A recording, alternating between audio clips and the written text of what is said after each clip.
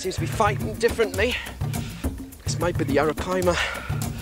That's just banged its head on the surface. This feels different. Oh. Did you see what it was there, Ali? Is it coming up? Yes! It is! Arapaima. This is what I wanted to catch! This is what I really wanted to catch when I came to Thailand. Yes!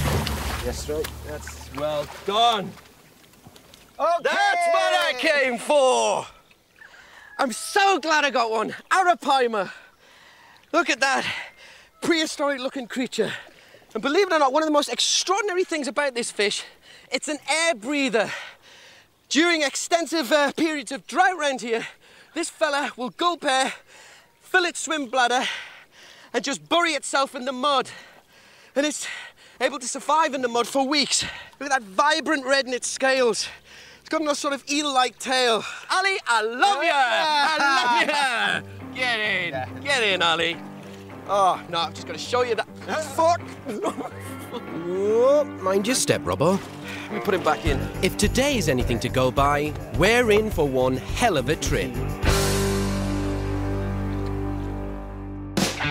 Coming up in part 2, a quiet morning's fishing is rudely interrupted. Well, that's just the icing on the cake. And I spend a night in the wild where I end up as a main course. Oh, you may.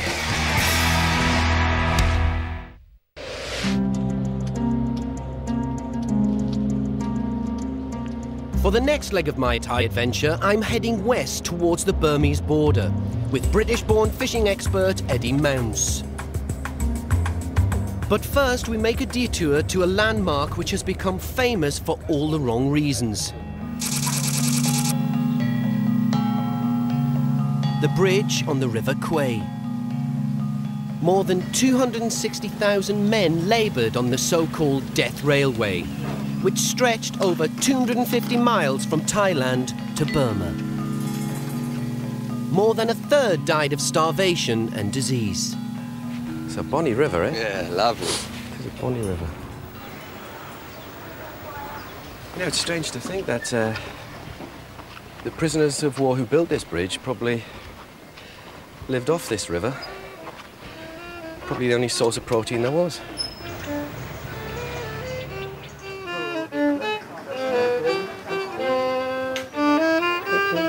Only got one ball, the other is in the Albert Hall. Mother, the silly bugger, she cut it off when he was only small. Yeah. Oscar on the bridge over the River Kwai. You've made my day. I thought I'd see that. Thank you. You're welcome. Nobody knows. One ball. I've heard there are perch in here, and despite the heat, I can't resist getting my rod out. The term mad dogs and Englishmen springs to mind. Well, I don't think they're taking worm, Robson. I've had one come up several times, so should we try my special bait? Eddie's got his banana out. Cheers. You're going to use banana? Yes. I'm going to try it. Banana? I'm going to try it. It's all Why experimental. banana? Why? There's no banana trees round here. So why would A lot of Thai fish like banana. This day's getting more and more surreal. This isn't your average day's fishing then, is it, Robson? Well, your banana doesn't work. No, they don't like that, do Don't they? like your banana, don't like the worms. Why don't you try your mango? But just as we're getting going, Here's the coos, they want to bathe, I think. The coos and buffaloes. Don't go in the water, man. You'll scare the fish.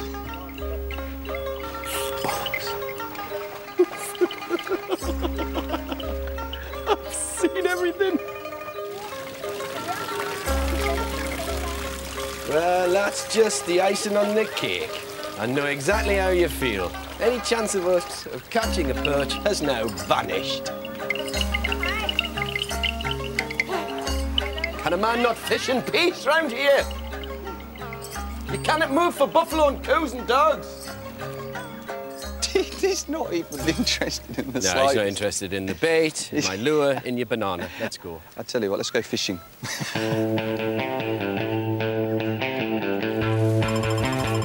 Next stop, the Khao Lem Dam, which is 180 miles west of Bangkok. And we're going for a fish which is a particular favourite of anglers in the UK.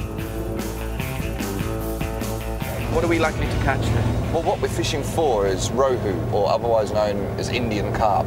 Carp? Carp fishing. Nobody actually eats carp back home. It's a bottom feeder which hoovers up silt, weed and other gunk, making it taste muddy, or so I'm told. On this trip, though, the plan is to eat our catch. But you can't really eat carp, can you? We can there. My goodness. I'd have my first taste of carp.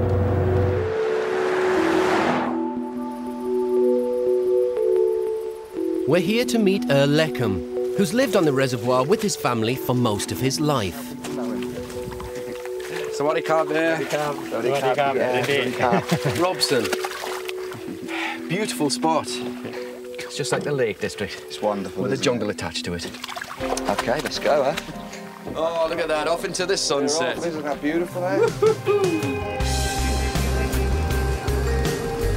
This reservoir is freshwater fishing heaven. And it's all because of the Khao Lem Dam, which was built 25 years ago to supply water and electricity to the surrounding area. A consequence of all this water is a fantastic abundance of fish. This is a world away from the easy odds of the stocked lake and the comforts of the big city. And I have a feeling the overnight accommodation could be a bit of a culture shock. Is that where we're sleeping? Is that the hotel? It's lovely! Are you lot for real? Did I just mention comforts? Stuff up. So what are we going for here? Sort of open plan? And where's the toilet? Just at the back then. Right! Get my agent on the phone! I'm fucking staying here! I'm not ashamed to admit that I like my little luxuries, and this is hardly the Ritz. But it's the only way we'll be able to make an early start for tomorrow's fishing. 10:30 at night. These boys are getting ready for the morning. Getting ready with the fishing gear. But just as we settle down for the night, the jungle wakes up. My wife's convinced that this job is glamorous. And this picture to Vanya and Taylor.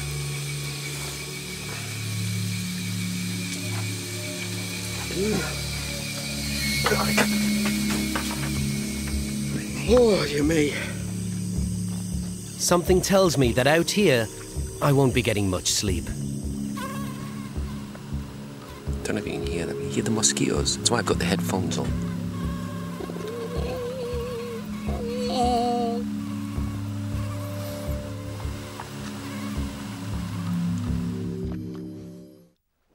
After 4.5 restless hours, all hopes of a lie-in have well and truly disappeared.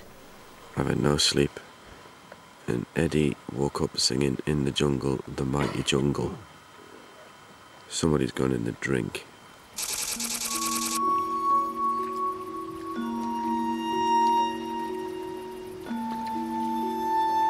The carp only feed at certain times of the day, so we need to wait until sunrise before we can start fishing.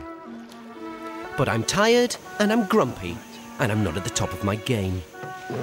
Right, you see the float, Robson? Yes. I want this 2 metres past and 3 metres to the right.